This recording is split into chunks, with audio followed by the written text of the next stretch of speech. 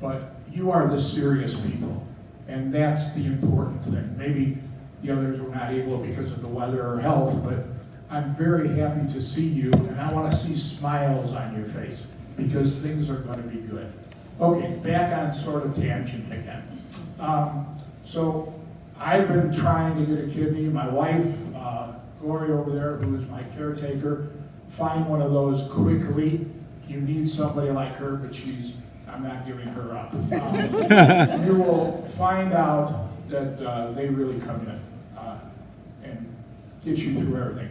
She called people, she asked people, but my daughter, who left Chicago and moved out to Los Angeles because of comedy and acting, of course everybody is out there for the same thing. And she ended up getting a job at Universal Studios, the theme park. And she was one of the people in charge of the VIP sales, where people go in and pay like $400 to go see a ride so they don't have to wait outside all that time. And every person that she talked to, she said, my dad needs a kidney. Now, I know they're giving you a lot of great information, but my daughter doesn't have, she has a mouth similar to her father, and she wouldn't care. What do you have to lose, she figured. So she kept on and kept on going. One day, she's off of work, she gets a call. They say, Courtney, you won't believe this, but a new person who just started, all her partners did the same thing. They knew that I needed a kidney. Well, she was off of work, she got a call, like I said, and one of the new people who were there a month came in and said, this is kind of a stupid question, but does anybody know anybody who needs a kidney? And all of her staff members said, Mr. Mueller, Courtney's dad needs a kidney. And this is a young lady. She's 23 years of age. She weighed about 102 pounds soaking wet. And we ended up trading numbers that night. She called, I think she called Kathy Davis at the same night. We talked on the phone for about an hour, and I told her our story, and she says, I've always wanted to give a kidney because my dad gave a kidney to my grandfather, and it prolonged his life, and I've always wanted to do that. I said, okay, sure. So we talked to her, and little side story, a little bit about that. My wife will cringe, but name Bob Mueller. That's not the stuff that's going on in the news now. It's not Mueller's Mueller. So it happened to be that there was, and I was a teacher and a coach. Well, just along that time, there was a coach and teacher from, we'll let that go, but he had the same exact name. She checked it out on, she did some research, and this guy was in for a little bit of behavior that wasn't becoming of a teacher in a high school, if you catch the drift. And she says, that didn't sound like him, but she did the research on her own, and she said, and I told her the real truth. I said, I think they want me to have it here, and I want to be at the University of Chicago. That's the best thing you've done by far, by being associated with the University of Chicago, let me tell you that. And when we talked to her, I said, you probably have to come. I love traveling. Well, December in Chicago is probably not on your best places to visit. We picked her up at she stayed with a friend, wasn't it, Cliff? I think she was staying at a friend. We took her to some great restaurant and talked about things because, you want to be above board and you don't want to say, hey, we'll pay for everything because I always figured if I got caught, I'm not letting them take it back out. So we met her. She called Kathy Davis that night, I think, before she came out from California. And she got the blood test sent out, or the paperwork or whatever it was, to give her blood in LA. We called her and she had already done it, because we called Kathy to tell her that, and she had already done this. So this was a serious young lady at 23, half my weight, probably, maybe much less than that, thinking about it, maybe 2/5 of my weight. And she said, yeah, I'll be happy to do it. And I'll come in December, and how long do you want to wait? Right away, let's go right away. So the soonest we could get booked was in February 23rd. Probably you'll remember your dates very well too, I promise you. And sure enough, that's how it turned out. Now she is family. I know I've talked to other people. I know Kevin has a different story, but I've talked to other people at some of these smaller location meetings, and they said they gave their kidney and never knew who they gave it to, and there was never any contact. Well, that doesn't happen in our family. She is a family member. We were at her wedding a year and a half ago. She has a new baby. Everything is going well in her life. And it's just amazing how somebody can be that selfless and give up something like that. But they're out there. There are people out there. And I know they're telling you what to do, but be an advocate for yourself. I've seen where people have worn shirts saying, I need a kidney. What do you have to lose? There's nothing to lose. I loved when they said go to your churches, and I could see going up and speaking in front of the church.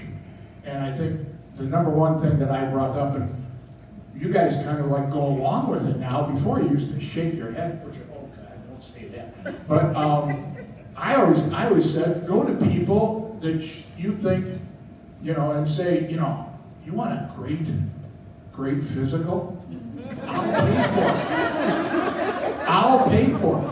And then they get a little guilty when they know you paid $15,000 from your insurance to get that thing, to get that stuff done. And even if it doesn't work, you got close friends, let them have a physical. We pay enough for insurance, they should pay out something, right? Okay. So I'll be happy to talk with you about anything. If you want my phone number, I can talk you through things. I enjoy this. I will never miss an event that they ask me to speak at. I love seeing people, and I kind of think that you have to have more faith in what's going on. But number one, when you're doing dialysis, I know you're going to get depressed, but don't. Stay strong, eat correctly, okay? When you get out, you can build one of these, okay? That comes with pleasure. At the hospital, after I received the kidney, I could order at 2 o'clock in the morning anything I wanted. Here's a downer, the only thing you can't eat is grapefruit. Oh, sad. How?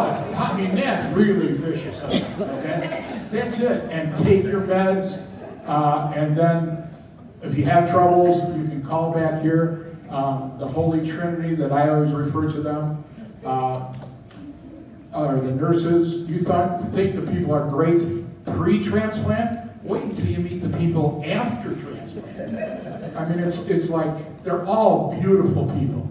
And you could, I don't know if you saw me back there, but we were the only people laughing in here, okay? And I want you all to laugh because things are going to be better for you. Keep going, and something is going to break in your favor. I promise you that. So thank you very much.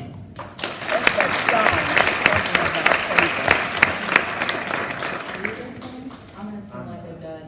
Okay, good. So my name is Megan Craig. I'm just finishing up being the Director of Programs for the National Kidney Foundation of Illinois. And I was a living donor in 2011. I was a non-directed donor. So I decided to donate on a whim, which is, it sounds really stupid to say that way, but I just sort of, I think I read about it or something, and it just seemed like a really good idea, because I had 2 kidneys and kind of, from my understanding, really only needed the one, so I wanted to help someone. I do want to clarify that there's a lot of, people are always talking about like heroes and miracle workers and. Yeah, you are. Okay, but I just want to point out that, you know, I'm just a normal person. I have a lot of flaws, ask literally anyone. But, you know, I just wanted to do something good this one time, and I was lucky enough to be able to do that for someone, which I think is the way better end of the deal. Yeah, there are people everywhere who are interested. We get calls at the foundation all the time from people who are like, you know, I heard this guy talking on the radio about how he needed a kidney. Can you hook me up with him? And like, I'm sorry, the answer is actually no. We don't know this random dude from the radio. But, you know, if you know what center he's with, you can contact the center, things like that. There are people everywhere in your life, outside your life, random people on Facebook or Twitter or wherever. They're all over. So my story is one of those super happy ones. I also am in contact with my recipients family. We got to meet about 10 days after our surgeries. And my kidney went to a little boy named Evan. He's super awesome. Like I said, it was 2011, so it was kind of a while ago. Our 8-year kidney anniversary is coming up on November 2nd. So he is 9 now, but he was just a baby at the time. So yeah, his mother's about my age. His grandma is my mom's best friend now. They hang out without me. The whole family. I'll like hear, oh yeah, I was down by Evan, and I'm just like, you could call me. But yeah, so it's kind of the best story I could have come out of this with, I think. And I think that's how a lot of living donors feel. Just that, you know, even the ones who don't get to meet their recipients, they just feel like they were lucky to get to do something really cool this one time. And just the once, because I actually need the other one, and like, they're not really looking at taking that one. So, you know, it's a one-time thing, but it's wonderful. So I know you feel like you're asking a lot of someone. I can't imagine what that feels like. I've never had to do it. But being on the asked side is a really great opportunity and a great experience. So.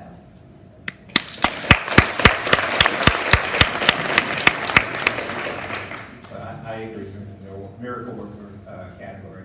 So my name is Kevin, and my story started in early 2000s. I was dealing with these really bad migraines. I go to the doctor. It turns out I have high blood pressure, which they can't get under control. And after going to a few doctors, I end up with a doctor that sends me to a nephrologist. And a few years after starting to see this nephrologist, I got diagnosed with a rare kidney disease called FSGS. So if any of you are basketball fans, it's the same disease that Alonzo Mourning and Sean Elliott had. And but I was very lucky. I had a very slow progression. And in 2015, I was seeing a doctor at Evanston Hospital. And then in 2015, my doctor says, okay, it's about that time. You know, you're probably 2 years away from needing a transplant, and you got to start telling people. And unlike Bob, I didn't want to tell anybody anything. I was married at the time. The only person who knew that I had a kidney problem at all was my wife at the time, and I just really didn't want to talk about it. In my profession, I'm a financial advisor. Nobody really wants a financial advisor that might only be around for a couple of years. You know, pretty much, you know, they want that person to be around for a very, very long time. And so when the doctor told me, and my doctor and I, we had a really good relationship. And she would listen to me, and if I complained, well, I don't want to take this drug because I don't like this side effect, I don't want to do this, she would accommodate me as much as she could. So when she said, no, this is it, I knew she meant, okay, this is it. So the first thing I did was I told a couple of my really good friends, and I said, okay, I gotta start telling people. I told them, and I said, let's set a date that I have to tell people by, and if I don't tell them by that date, you have the right to bug me every single day, right? And so we agreed to that, and we got close to the date. I put an email together that I sent to about 30 people, and I didn't ask anyone for a kidney, but these were the 30 people that I felt most comfortable telling my story. So I told them what was going on with me. I included information about being a donor. I've included the picture of the business card for the Transplant Center. You will see links to the Kidney Foundation, and I said, you can tell anybody you want to. If it comes up somehow, some way, feel free to just talk to anyone and tell them the details. And so that was in 2015. So, and I had a few friends go and get tested, and I felt very fortunate and blessed. Or I had a few friends, they didn't get past the screening, for the test. But I had, probably 5 people that really reached out, and that they did that felt really good. And 2 of those people discovered that when he said it's the best physical you'll ever have in your life, 2 of my friends discovered that they had something that was going to become an issue at a certain point. So they had something that, that turned out really well for them. So we get to 2016, and I decide, okay, I gotta go much more public with this. Well, first thing I did, so I decided I was gonna make a post on Facebook on my birthday, because that's typically the day for people that are on Facebook that you get the most attention. And before I got to that, I had probably 20 clients that I thought it's really important that I talk to these people, and I let them know, and I sat down with them, and I said, look, this is, you're going to start hearing this, and I don't want you to, because you worry about where the story is going to go and how are people going to see it, and in my business, well, most people call another business is stabbing you in the back. That's kind of what we do on a daily basis. So, I had to be ready. I had to be ready for that. I had to be ready for whatever story was going to go. So I wanted to kind of control as much of what people were saying as possible. And so I made the Facebook post. I included information about the from the Kidney Foundation, information from University of Chicago. I put a couple of things in there to capture people's attention, and just asked everyone to share it. And a few other friends, I asked them to share it. And I actually probably didn't look at Facebook for a couple of weeks after that, because I just really didn't want to have a conversation. Well, one of my friends from college, who actually was in that first group of people that I sent the email to, she just got real aggressive promoting it. And in our alumni, a couple of our alumni Facebook groups, she was just promoting it. I think like every other week she was saying something in the group. She had ordered the kit so she could get tested. She was posting pictures of when she got the kit. She was posting pictures of what her results were. She was really pushing it. Well, it turns out that another one of our friends, who also was in that group of 30, I guess he had been thinking about it. And what he said is, as soon as he saw the email, he said he was thinking, damn it, I'm going to be a match. He's like, I'm going to have to do this. So he had been thinking it since he first got the email. And I guess, with her checking in, it just kind of nudged him, and he called me and he said, okay, I'm going to come up there so I can do the test so I can give you the kidney.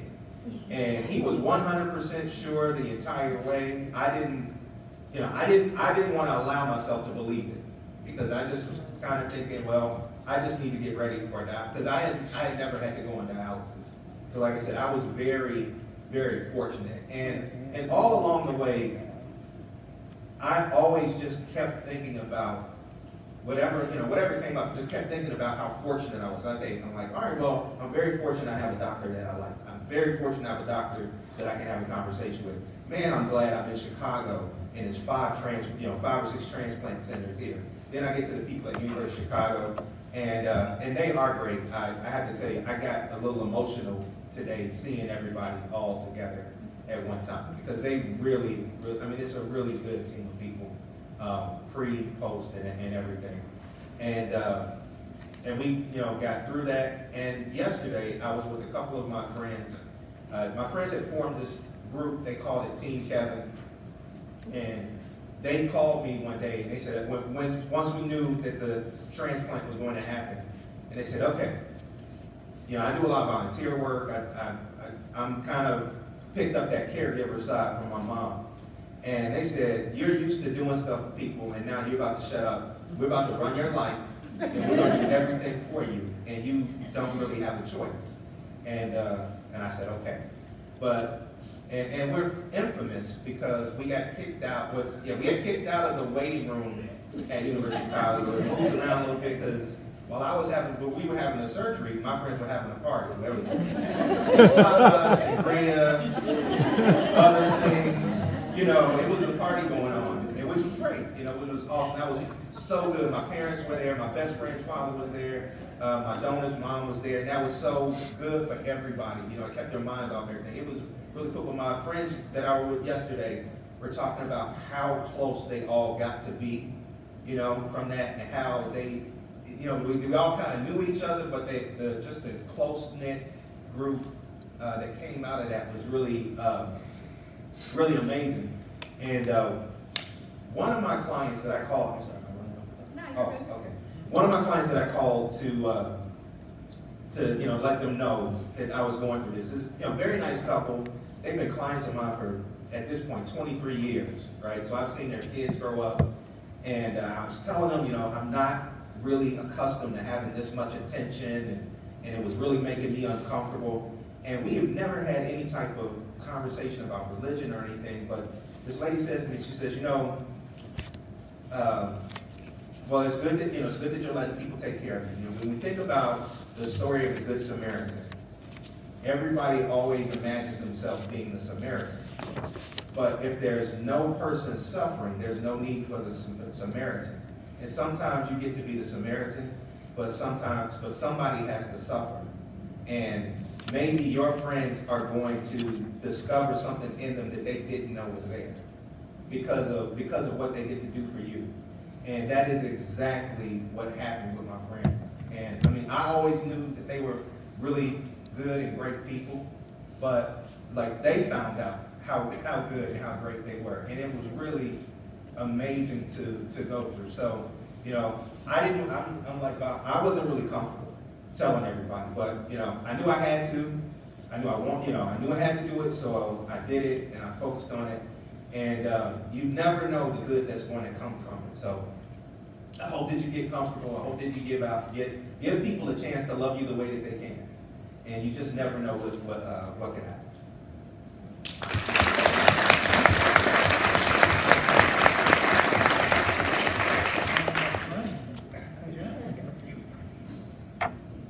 Do you all have questions?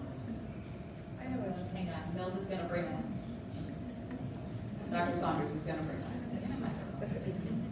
Here. She is another one of our living donors, and she's late because it was my fault because of miscommunication, so I apologize, but she is so amazing and dedicated that she came here even though I had directed her to the wrong place. So we're happy to hear her story right now, so a little out of order. So.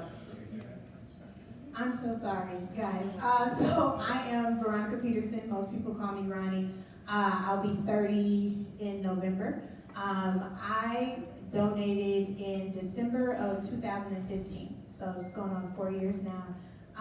And back then, I was a graduate student part-time, and then I was working full-time for a company called Morningstar here. So I donated to my brother-in-law, not my blood brother, and a lot of people find that very interesting that I would do that, but our family were just so close, and we're just givers in that way. He took care of me, he and my sister, who's over there. They took me in after I graduated undergrad, and I actually lived with them. So it just felt natural for me to give back to him when he was in need, in a moment of need. And I think you'll find a lot of people like that. You just have to have the courage to put it out there. Because of my age and because of where I was in life, they actually did not want to ask me. But you have to give it to the person to make that decision, okay? Like, you just gotta put it out there and let them decide. And I didn't care where I was in life. I felt as though it was a time where I could step up and do something that was bigger than life, which was help him to have a better one and continue to have a better quality of life. We were able to catch it right before he had to go on to dialysis, so they were very, he and my sister were on top of him getting checked out, and his doctor actually told him, I'm sorry, I thought I silenced this. His doctor was telling him that, you know, at the start of next year, you will probably be heading towards dialysis. And so, to me and him, it was just about timing. When he asked, I kind of knew I would be a match. I went, I got tested, turned out to be a match. I was an athlete all of my life, up until graduating and then playing professional basketball overseas. So I knew that I would, you know, pass all of the physical things with flying colors, and it was just really about prayer for us, me checking in and just making sure I was ready to do it. But what I really take from the experience is that I gave an organ that I didn't even need. Like, it was amazing to me that I could give him that gift and it not affect me. That was my first ever major surgery. Even with being an athlete, I had never needed to have any surgery. So I mean, that could be a little intimidating, but I mean, I'm fine now. Like, I don't see any effects from it. And to me, that's what's special about this type of donation, just knowing that you can give something that's so precious and it really takes nothing from you. Like, that to me, like in America, where does that happen? so that's my story now. Like I said, I'm married now. So back then I hadn't even met my husband. I didn't know my husband, and being my age, you know, it was like, well, what's gonna happen when you wanna have a family and everything? And nothing. Like, I'm fine, normal, everyday life. And we recently moved to Missouri. And yeah, I'm back from my mom's birthday and this. And so I'm just happy to be here. I just wanted to follow up on the question about, you know, how did you feel afterwards? You know, I compared when I got out of the surgery kind of to, you know, how you can walk around with a toothache and you don't really know how bad it is until you don't have it anymore. But relatively soon after the surgery, I just remember my thinking being so clear. You know, so there's probably no telling what you have just grown accustomed to that is going to feel different when you come out of it. The one thing that was really surprising to me is when they tell you it takes a year physically, like just from a muscular or structural point of view. When they say it takes a year to recover, it takes a year to recover. Because I remember working out in the gym. So I got back in the gym, I think maybe 2 months afterwards, you know, moving at a really slow pace. But the day they told me I could go back to the gym, I went back to the gym. And I remember a week before the 1-year anniversary of my surgery, I worked out twice that day. It was the best workout I'd ever had. And I was like, wow, it actually did take a year. And when they tell you don't pick up anything, you know, over 10 pounds, they really mean that. And pasta water is heavier than you don't realize how heavy pasta water is until you're there. And the meds, you know, get the meds figured out. But, you know, most people, if you're dealing with this now, you're probably already taking a lot of meds. You know, you're already dealing with something. So there's trade-offs, but I feel 1,000 times better. You know, 1,000 times. So it's definitely worth it.